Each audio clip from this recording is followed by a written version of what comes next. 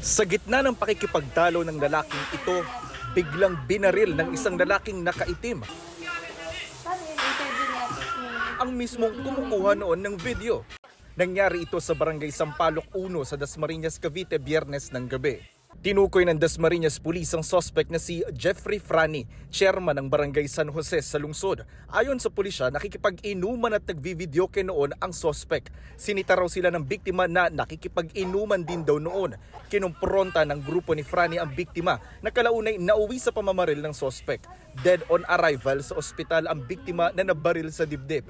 Pagkatapos ng insidente, nahuli pa ang pagtakas ng suspect. Pinaghahanap siya ng pulisya at sinampahan na ng kasong hustisya ang hiling ng naulilang asawa ng biktima. Kung mayroon po silang di na pagkaunawa ng gabi na yun, wala siyang karapatan para patayin niya po ang asawa ko. Dahil yung asawa ko po, naghahabol ng buhay po yan.